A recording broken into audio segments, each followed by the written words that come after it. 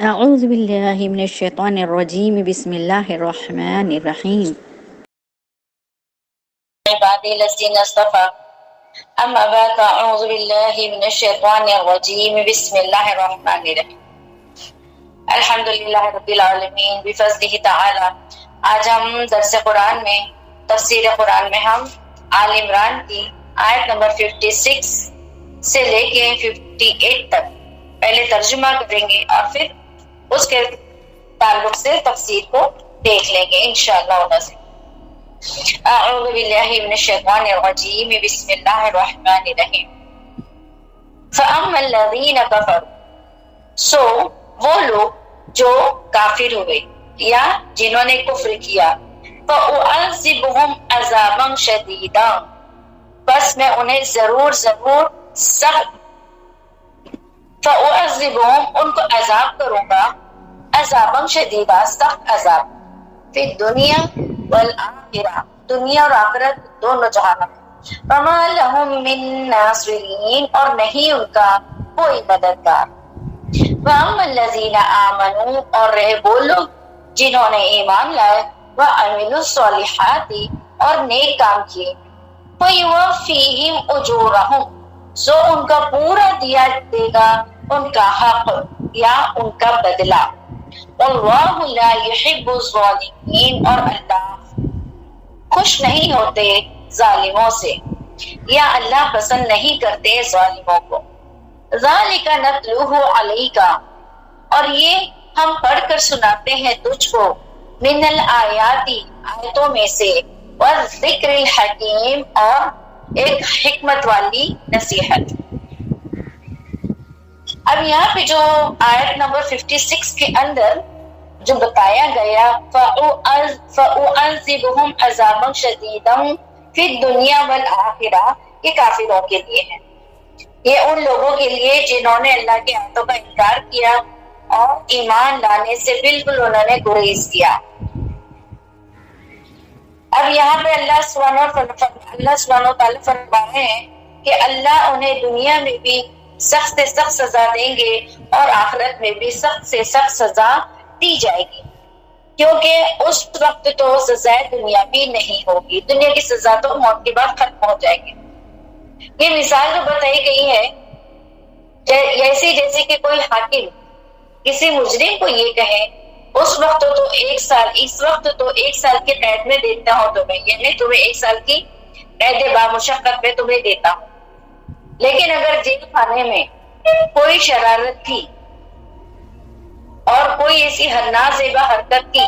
تو تمہاری 1 سال کی سزا تمہیں 2 سال میں منتقل کر دوں گا، یعنی تمہاری 1 سال کی سزا 2 سال کے اندر میں بڑھا دوں گا. بس اس کا مطلب یہ ہوتا ہے کہ یہ 2 سال آج کی تاریخ سے ہوں گے، یعنی آج فیصلہ ہوا تو آج کی تاریخ سے لے کے 2 سال ہوں گے. بس اسی وجہ پر، اسی بنا پر یقینی ہے کہ شرارت کے بعد 2 سال تک ہو جائے گا. اسی طرح یہاں یہ بات مثال کے ذریعے سمجھانے کی کوشش کی جا رہی ہے کہ دنیا کی سزا تو ہو چکی، دنیا کی سزا تو ہو چکی، اب اس کے ساتھ سزائے آخرت بھی جمع ہو کر قیامت کے روز اس کو مکمل کر دیا جائے گا. یعنی جو تم ناشکری کرتے ہو، جو تم کفر کرتے ہو، جو تم گناہ کرتے ہو، اس گناہ کی سزا اس دنیا میں دی جائے گی، ایز ویل ایز جب اس دنیا سے نکل کر موت کے بعد جب تم دوسری دنیا میں منتقل کیے جاؤ گے تو اور سزا تمہیں دی جائے گی. یعنی کافروں کو سزا صرف دنیا کی نہیں ہوگی بلکہ آخرت کی بھی ہوگی. اس کے برخلاف ایمان والوں کے لیے بتایا گیا ہے اگلی آیت میں وَأَمَّا الَّذِينَ آمَنُوا، اس میں بتائیں گے کہ اگر ایمان والے پر دنیا میں کوئی مصیبت، کوئی بیماری، کوئی پریشانی آتی ہے تو اس پریشانی کی وجہ سے اس کے گناہ معاف ہوتے ہیں اور آخرت کی جو سزا ہوتی ہے اس کے اندر کمی ہو جاتی ہے، تخفیف، یا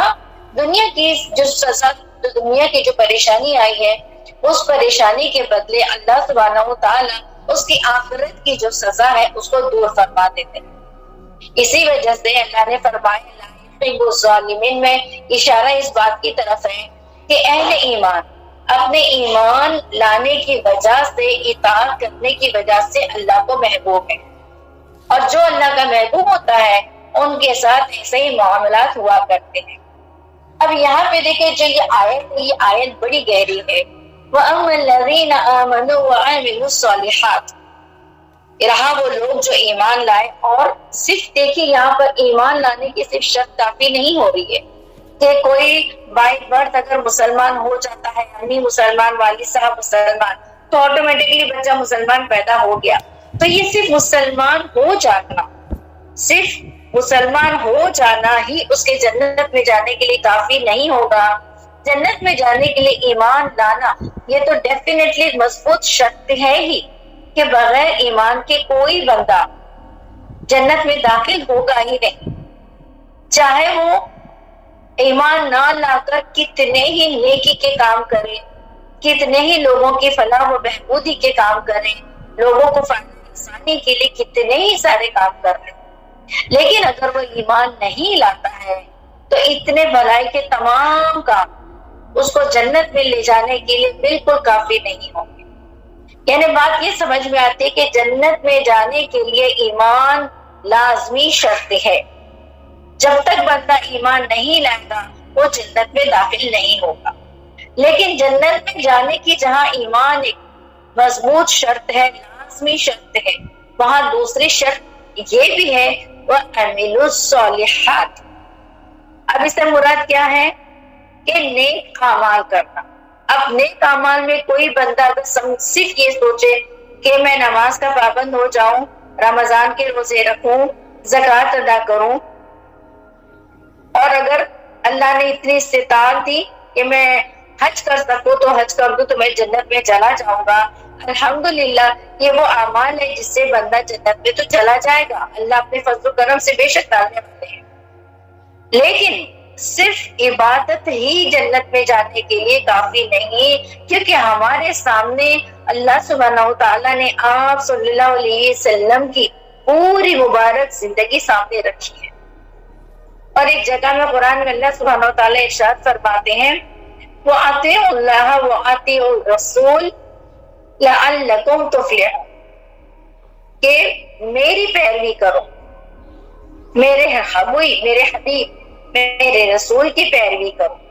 کیوں؟ تاکیوں اللہ آگے بتا رہے ریزن، اگر تم میری پیروی کرتے ہو اور تم میرے حبیب کی پیروی کرتے تمہیں کیا ملے گا؟ شاید کہ تم کامیاب ہو جاؤ، شاید کہ تم فلاح کو پہنچ جاؤ۔ تو اللہ نے کامیابی کی راز، کامیابی کی جو کنجی ہے وہ اللہ کی اطاعت میں اور اللہ کے نبی صلی اللہ علیہ وسلم کے طریقے میں رکھی ہے۔ ابھی وَعَمِلُوا الصَّالِحَاتِ کے اندر وہ تمام نیک کام آ جاتے ہیں، صدقہ کرنا، خیرات کرنا، رشتہ داروں کے حقوق ادا کرنا، گھر والوں کے حقوق ادا کرنا، پڑوسیوں کے حقوق ادا کرنا، راستوں کے حقوق ادا کرنا، سلام کا ادب کرنا، سلام کا رواج کرنا، اپنی زندگی 100% سنت پر ڈالنے کی کوشش کرنا وغیرہ۔ تو یہ عامل الصالحات کی جو لسٹ ہے، جو فہرست ہے، وہ کافی بڑی ہے، کافی بڑی ہے، اور کل قیامت میں اللہ سبحانہ و تعالی ہمارے جو اخلاق ہوں گے اس اخلاق کو تولا جائے گا۔ حالانکہ آج ہماری نہ عبادتیں ہمیں نظر آتی ہے اور نہ ہمارے اخلاق نظر آتے، لیکن کل اللہ ہمیں کو ایک باڈی دے گا، ایک شیپ سائز دے گا، اور اللہ ہمارے اخلاق کو تولے گا، اور انسان کے اخلاق کا وزن بہت زیادہ۔ لیکن اچھے اخلاق کے لیے انسان کو قدم قدم پر صبر و استقامت کا مظاہرہ کرنا پڑتا ہے۔ مصیبتیں آتی ہیں، لوگوں کی طرف سے کڑوی کسیلی باتیں بھی سننی پڑتی ہے، ظلم و ستم بھی برداشت کرنے پڑتے ہیں۔ یہ تمام چیزوں کو جو بندہ جھیل کر جائے گا، برداشت کر کے جائے گا، صبر کر کے جائے گا، اور سب سے بہترین اعمال کے لیے ہمارے جسم میں جو عضو اللہ نے دیا وہ ہے زبان اور دل۔ اگر ہم نے اپنی زبان پر قابو پایا اور اگر ہم نرم گفتار رہے، ہماری بولی نرم ہے، ہمارے اخلاق اچھے ہیں، ہماری ذات سے کسی کو تکلیف نہیں پہنچتی ہے، لوگوں کو ایک سکون ہے کہ فلاں اگر ہم جگہ جاتے ہیں تو ہم نا امید ہو کے نہیں لوٹیں گے، ہمیں کچھ نہ کچھ ہوگا۔ اگر ہم لوگوں کے غم کو صبر استقامت کے ساتھ سنتے ہیں اور وقتاً فوقتاً جو جیسی ضرورت ہوگی ویسے ان کو تسلی کے کچھ کلمات کچھ باتیں کہتے ہیں، تو یہ اتنا بڑا عمل ہے کہ اللہ سبحانہ و تعالیٰ فرماتے ہیں، حدیث پاکہ مفہوم خلاصہ ہے کہ جو بندہ کسی غمزدے کی بات کو سن لے اور تسلی کے کچھ بول دے جس سے اس بندے کے دل کو تسلی ہو جائے، اس کو تھوڑی ڈھارس بن جائے، تو ایسے تسلی کے الفاظ کہنے والے بندے کو اللہ سبحانہ و تعالیٰ اتنا ہی اجر عطا فرماتے ہیں جتنا اس نے اگلے کے تمام غموں کو صبر کے ساتھ تحمل کے ساتھ جتنا اس نے سنا اور جتنا اگلے نے تکلیفیں اٹھائی، مصائب اٹھائے، وہ تمام مصائب کا ثواب اس بندے کو صرف اس وجہ سے مل جائے گا کہ اس نے اس بندے کی بات کو صبر و تحمل کے ساتھ سنا اور اس کو اتنی تسلی، اتنا صبر دلایا اور اتنا اس کو دنیا اور آخرت کی باتیں بتائی کہ بندے کے دل میں سکون آ گیا۔ تو اللہ سبحانہ و تعالیٰ اس بندے کو اتنا ہی اجر فرماتے ہیں جتنا اگلے کو تکلیف میں اجر عطا فرمائے۔ تو دیکھو یہ اعمال الصالحات میں یعنی ایک دوسرے کی خیر خواہی کتنی لگی ہوئی ہے۔ اسی زمرے میں اپنی اولادوں کو دین پر ڈالنا، ان کو صحیح اپنے نسلوں کی صحیح تربیت کرنا، شوہروں کے حقوق، یہ ساری چیزیں آتی ہیں۔ تو کوئی بندہ اگر اسے نماز کا تو بڑا پابند رہے لیکن اخلاق کی لائن سے اگر بدترین رہے تو اسے کیسے کہہ سکتے ہیں یہ کامل مومن ہے؟ کامل مومن تو اسی وقت ہوگا نا جب وہ اللہ کی بھی اتباع کرے اور اللہ کے نبی صلی اللہ علیہ وسلم نے جو اپنی پوری زندگی جو ہمیں عمل کر کے عملی طور پر دکھا کر گئے کہ دیکھو بیویوں کے ساتھ اس طرح رہنا۔ اب دیکھیں آپ کو ایک واقعہ بتاتے ماں عائشہ رضی اللہ عنہا کا کہ عائشہ رضی اللہ عنہا کسی برتن سے کسی پیالے سے پانی پیتی ہیں اور آپ صلی اللہ علیہ وسلم بھی وہ پیالہ اٹھاتے ہیں اور پیالہ اٹھا کے بالکل اسی جگہ پر اپنے ہونٹوں کو رکھتے ہیں جہاں پر سے عائشہ رضی اللہ عنہا نے پانی پیا تھا۔ عائشہ رضی اللہ عنہا کو دیکھتے ہوئے مسکراتے ہیں پیار بھری نگاہ سے اور اپنے ہونٹوں کو ٹھیک وہیں رکھتے ہیں جہاں پر پیالے میں جس جگہ سے عائشہ رضی اللہ عنہا نے پانی پیا۔ یہ کیا دکھا رہی ہیں آپ صلی اللہ علیہ وسلم؟ یہ اپنی بیوی کو محبت دکھا رہے، یہ بیوی کے ساتھ حسن سلوک دکھا رہے، برابری دکھا رہے۔ ماں عائشہ رضی اللہ عنہا بہت چھوٹی رہتی ہے، جس وقت نکاح میں آتی ہیں بڑیوں کے ساتھ کھیلتی رہتی ہیں، اپنی سہیلیوں کو لے کے گھر میں جمع کر کے کھیلتی رہتی ہیں۔ آپ صلی اللہ علیہ وسلم گھر میں تشریف فرماتے ہیں، دیکھتے ہیں کہ عائشہ رضی اللہ عنہا بڑیوں کے ساتھ کھیلتی ہیں۔ آپ صلی اللہ علیہ وسلم جیسے کمرے میں داخل ہوتے ہیں ویسے ساری سہیلیاں دوڑ کے بھاگ جاتی گھر کے باہر۔ آپ صلی اللہ علیہ وسلم عائشہ رضی اللہ عنہا سے فرماتے جاؤ اپنی سہیلیوں کو بلا کر لاؤ اور تم لوگ کھیلو اپنی بڑیوں سے۔ پھر عائشہ رضی اللہ عنہا جاتی ہیں اور اپنی ساری سہیلیوں کو بلا کے لاتی ہیں اور آپ صلی اللہ علیہ وسلم ایک طرف اپنا زمین کے اوپر فرش کے اوپر آرام فرماتے۔ تو دیکھو یہ نہیں فرمایا کہ میں آئے تو پھر میرا حق پتا کرو، دیکھے کہ نہیں ابھی بیوی کا موڈ کس چیز میں ہے، کھیل کود میں ہے، ٹھیک ہے اس کو کھیلنے کود رہے۔ ایسے کئی واقعات ہیں، ایسے کئی واقعات ہیں جس سے آپ صلی اللہ علیہ وسلم کی محبت اور آپ صلی اللہ علیہ وسلم کیسے اپنی بیویوں کے ساتھ رہتے تھے وہ ساری چیزیں ہمیں سمجھ میں آتی۔ پر اصل یہ ہے کہ آج ہم لوگوں نے جو ہے نا دین کو بہت مشکل بنا دیا، اور دوسری بات یہ ہے کہ مسئلہ یہ ہے کہ ہم نے دین کو مشکل بنا لیا اور عامل الصالحات کو صرف ہم پڑھتے ہیں، لیکن وہ عامل الصالحات کیا ہیں اس کی طرف ہم دھیان نہیں دیتے۔ اگر ہم اس کی طرف دھیان دیں اور ہر بندہ اپنی زبان پہ تھوڑی روک لگا دے، اپنے دماغ کی گرمی پہ تھوڑی ٹھنڈک ڈال دے اور اپنے دل کو بہت زیادہ دنیائی خواہشات سے اگر پاک رکھ لے، آج بھی ہر ایک گھرانہ جنت کا نمونہ ہو جائے۔ اور یہ کام کے اندر صرف ایک عورت ذمہ دار نہیں ہے۔ اگر کوئی یہ کہے عورت ہی سب کچھ کرے تو عورت ایک کمزور صرف نازک ہے۔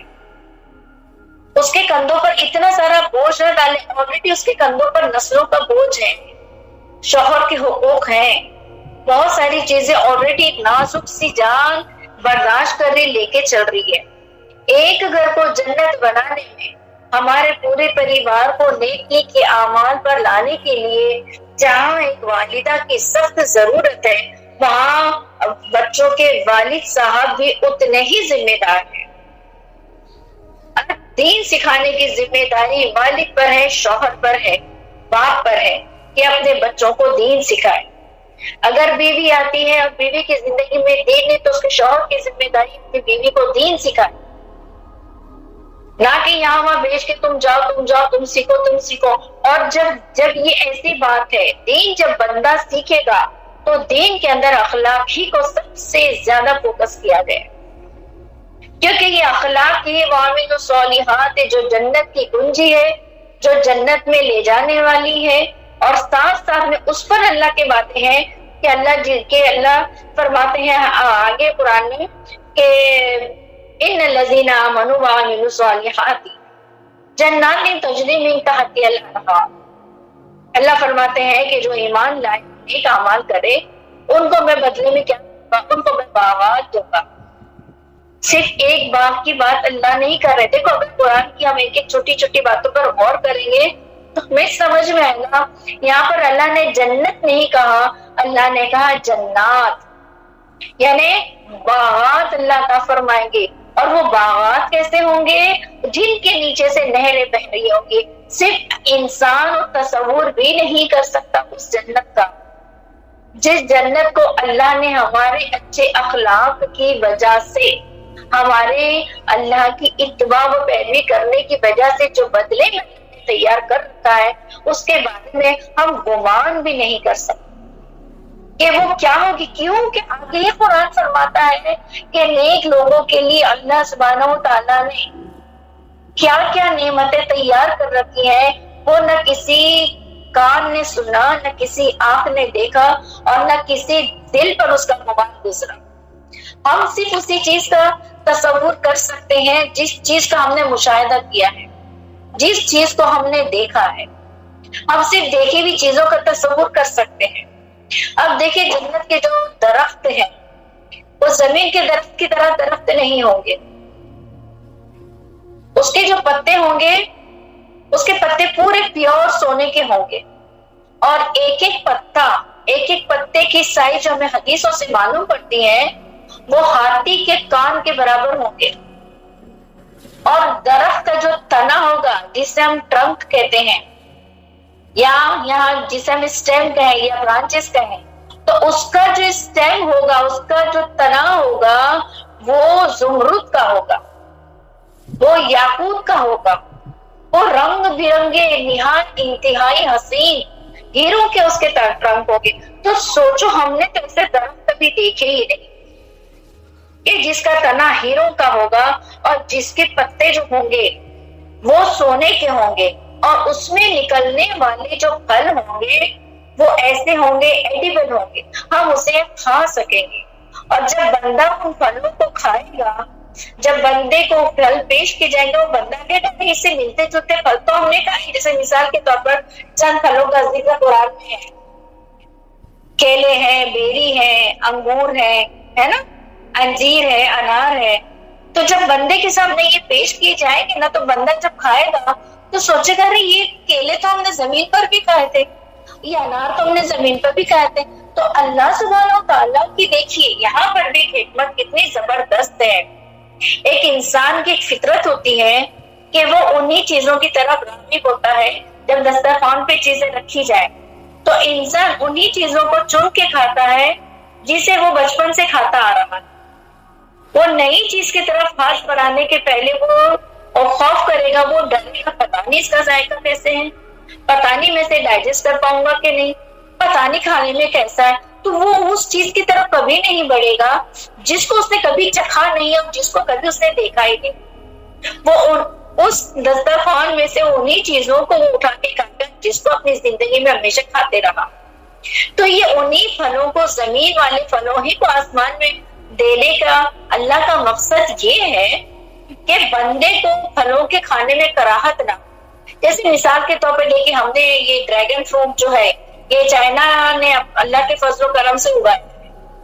جب شروع میں یہ ڈریگن فروٹ آیا تھا اس کو دیکھ کر کتنی کراہت ہوتی تھی, کتنا بدصورت لگتا ہے یہ, اور پھر کھانے کے لیے ڈر لگتی تھی, پتہ نہیں کھا کے مر تو نہیں جائیں گے, پتہ نہیں اس کا ذائقہ کیسے. 4 سوال ذہن میں آتے تھے. لیکن آہستہ آہستہ جب اس کو دیکھتے دیکھتے ہم جب اس کو فیملیئر ہو گئے, پھر ہم نے دیکھا نہیں دکھنے میں بھلے جیسا بھی ہو لیکن اس کے اندر کی جو چیز ہے الحمدللہ یہ کافی ٹیسٹی ہے, یہ میٹھا ہے, اور صحت کے اعتبار سے اللہ نے اس میں کافی ساری چیزیں رکھی ہیں. تو تب آج ہم ڈریگن فروٹ, کیوی فروٹ ہم بآسانی کھا لیں. تو اللہ نے جنت میں بھی جو ہمیں ہمارے زمین پر ایمان لانے پر اور نیک اعمال کرنے پر جو اللہ جنت کی جو نعمتیں دے گا, تو کھانے کی نعمتوں میں اللہ تعالیٰ وہی نعمت عطا فرمائیں گے اکثر جو ہم نے زمین پہ کھائی ہیں, تاکہ ہمیں کھانے میں کراہت نہ. تو اللہ فرماتے ہیں یہاں پر وَأَمَّا الَّذِينَ آمَنُوا وَعَمِلُوا الصَّالِحَاتِ فَيُوَفِّيهِمْ أُجُورَهُمْ, تو انہیں ان نیکیوں کا, ان اعمال کا, ان ایمان لانے کا, انہیں ایمان والوں کو پورا پورا بدلہ دیا جائے گا. اور اللہ ظالموں کو پسند نہیں کرتے. جو ایمان نہیں لایا وہ ظالم ہوا, جس نے اپنے اخلاق کو نہ سنوارا وہ ظالم ہوا. ذَلِكَ نَتْلُوهُ عَلَيْكَ مِنَ الْآيَاتِ وَالذِّكْرِ الْحَكِيمِ. اور اسی طرح اللہ سبحانہ وتعالیٰ اپنی آیتوں کو کھول کھول کر بیان کرتے ہیں قرآن. آگے آیت نمبر 59, ان مثل عیسیٰ عند اللہ, بے شک عیسیٰ علیہ السلام کی مثال اللہ کے نزدیک کمثل آدم, جیسے کہ آدم علیہ السلام, خلقہ من تراب, اللہ نے ان کو مٹی سے بنایا. ثم قال له,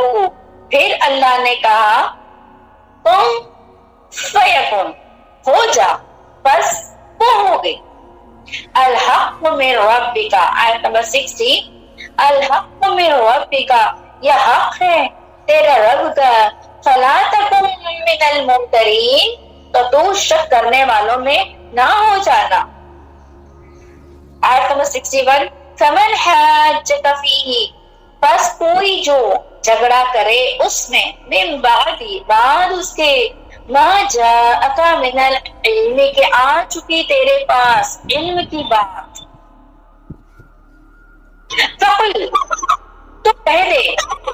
آلو, آؤ, ندعو ابناءنا وابناءکم, ہم بلائیں, تو آؤ بلائیں ہم اپنے بیٹوں کو,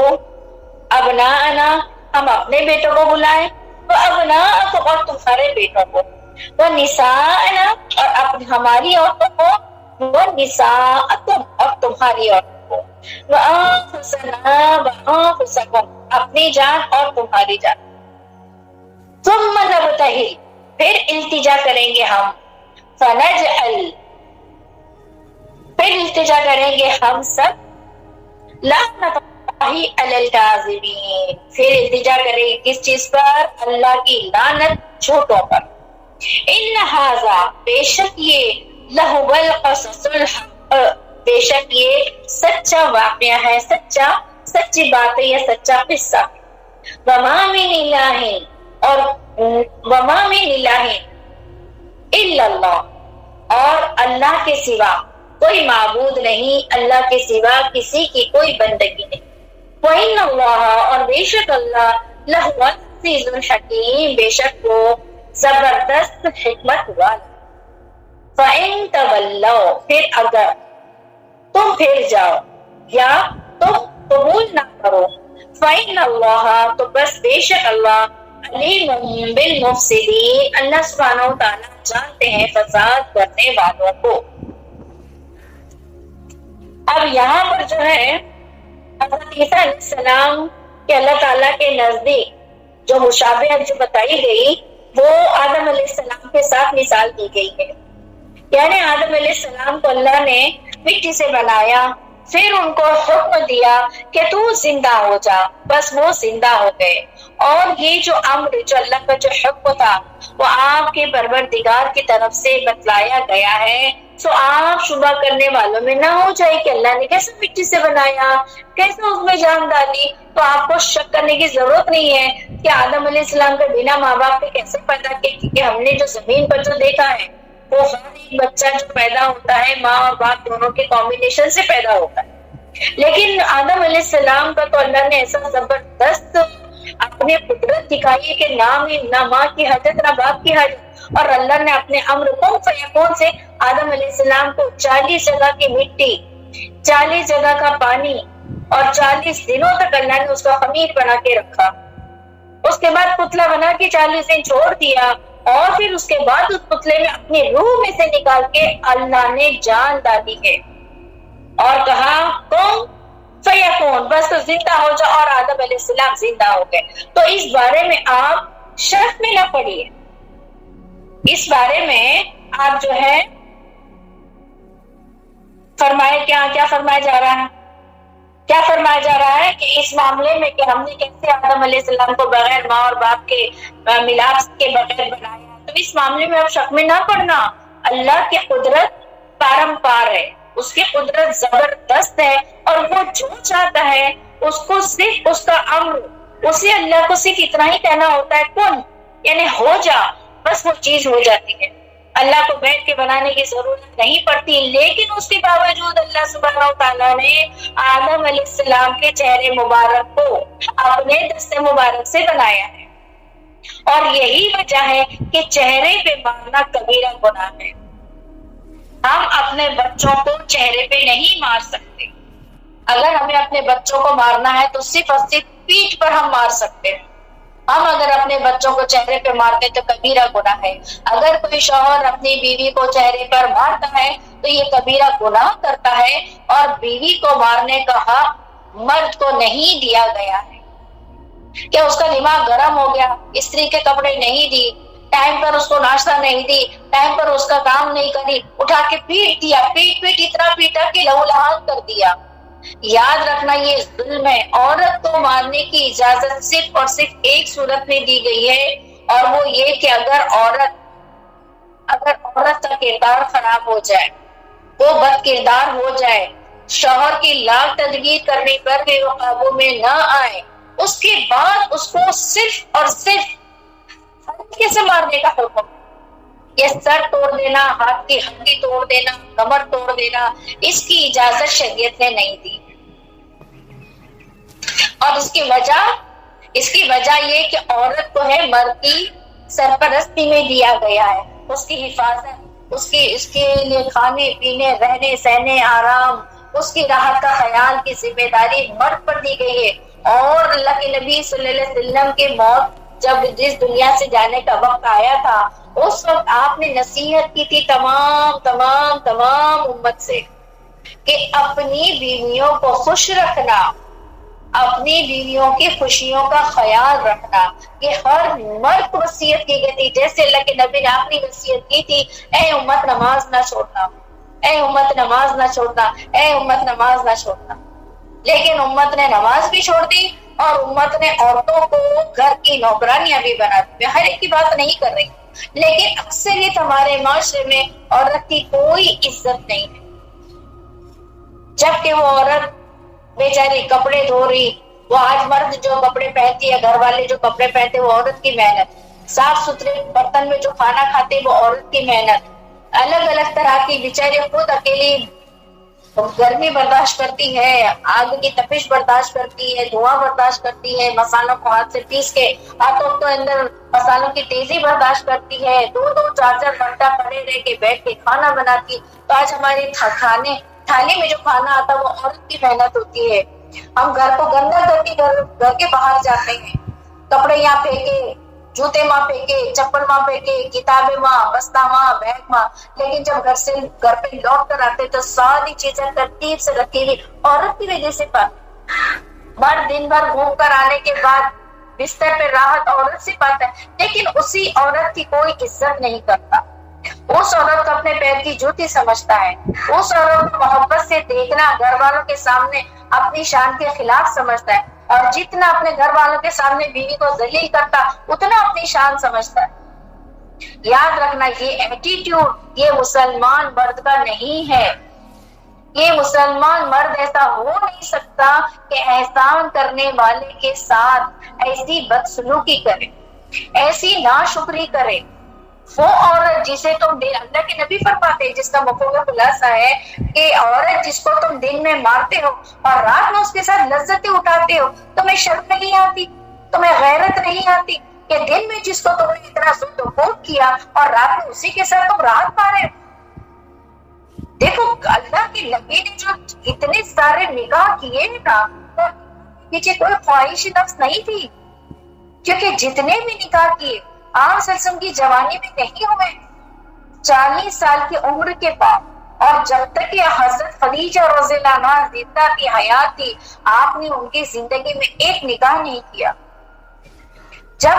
حضرت خدیجہ رضی اللہ عنہا اس دنیا سے پردہ فرما گئی، اس کے بعد نکاح کا حکم ہوا، اور اس کے بعد چند سالوں میں اللہ کے نبی نے دم پہ دم اتنے سارے نکاح کیے تاکہ میاں بیوی کے جو رشتے ہیں، جو اندرونی باتیں ہیں، وہ بیویوں کے ذریعے عورتوں تک پہنچے اور مردوں کے ذریعے مردوں پہ پہنچے، اور ہمارے پاس ایک خوبصورت معاشرہ تیار۔ بیوی شوہر کے حقوق ادا کرنے والی ہو جائے، شوہر بیوی کے حقوق ادا کرنے والے ہو جائے۔ آج ہماری شادیاں ہوتی ہیں تو ہم اپنے بچوں کو یہ نہیں بتاتے ہم بستر ہونے سے پہلے تمہیں دعا پڑھنی ہے، ہم بستر ہونے کا طریقہ کیا ہے، کھانے کے پہلے یا کھانے کے بعد پیٹ بھرا ہونا چاہیے، پیٹ خالی ہونا چاہیے، یہ سب نہیں بتاتے ہم۔ بیوی کے حقوق کیا ہے نہیں بتاتے، شوہر کے حقوق کیا ہے نہیں بتاتے۔ بس پارلر والی کون سی آئے گی، مہندی والی کون سی آئے گی، مرد کون سے پارلر میں جا کے تیار ہوگا، اس کا ہیئر کٹ کیا ہوگا، اس کا سوٹ کیا ہوگا، اس کے جوتے کیا ہوگے، یہ فالتو دنیاوی چیزوں کے اوپر اتنا فوکس کیا جاتا ہے کہ اس کی وجہ سے بنیادی چیزیں رہ جاتی ہیں۔ جو اصل جو روح ہے نکاح کی، نکاح کا مقصد کیا ہے؟ صرف نفسیاتی خواہش کو پورا کرنا نہیں ہے، یہ تو جائز اور حلال اللہ نے بستر دیا ہے۔ اصل تو یہ ہے ایک دوسرے، ایک شادی کہیں گے ایک دو خاندانوں کا ملاپ ہے، رشتوں کو ناتوں کو بڑھانا ہے، قبیلوں کو بڑھانا ہے، آپس میں تعلقات کو بڑھانا ہے، ایک دوسرے کے حقوق کو ادا کرنا ہے، محبتوں کو بانٹنا ہے، ایک دوسرے کے دکھ سکھ میں بیماری وغیرہ میں کھڑے ہو کے سپورٹیو بننا ہے۔ لیکن افسوس کی بات،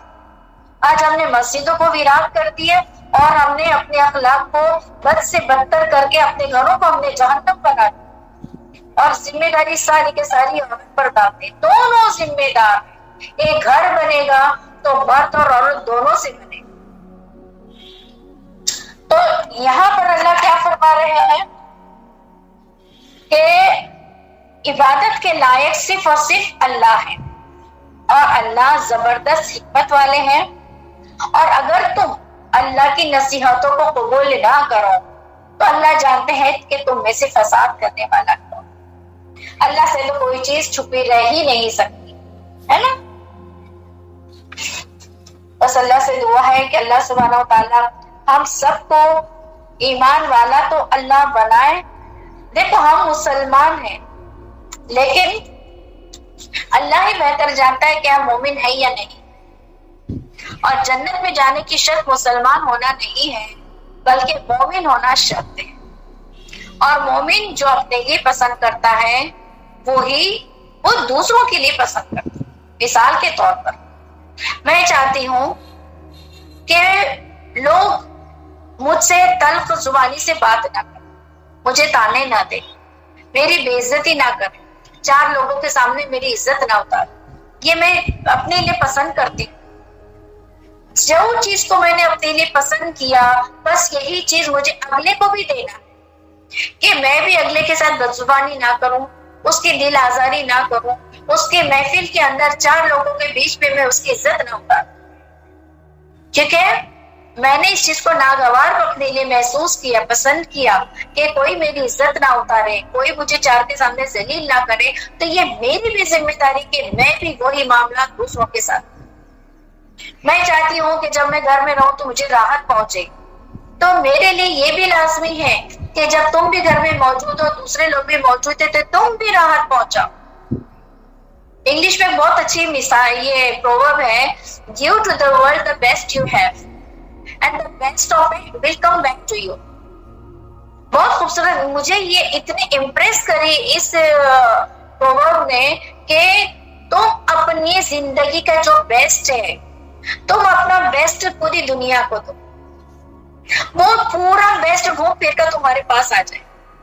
دیکھو کبھی ایسا ہوا ہے کہ آپ نے کسی کے ساتھ نرمی کے ساتھ کلام کیا اور نرمی کے ساتھ بات کی ہو، اور اس نے آپ کے ساتھ سختی سے بات کیا؟ میاں بیوی کے تعلق کو چھوڑ دیجیے،